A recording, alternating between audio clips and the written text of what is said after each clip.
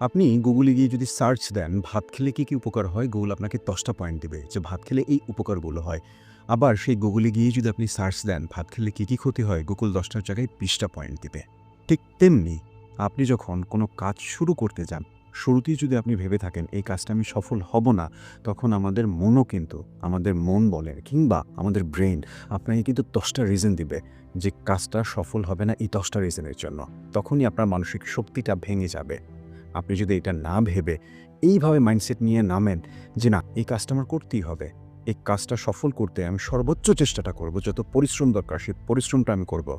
তখন কিন্তু আপনার ব্রেইন কিংবা আপনার মন আপনাকে এরকমের ১০ টা পয়েন্টস দিবে যে কাজটা এইভাবে করলে আপনি সফল হবেন। আপনার ডেডিকেশনটা এই লেভেলে গেলে আপনি সফল হতে পারেন।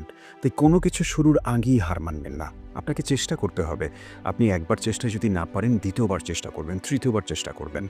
আমাদের অধ্যবসায়ী হতে হবে, আমাদের পরিশ্রমী হতে হবে। তাই কোনো কিছু শুরুর আগেই হার মানা যাবে না।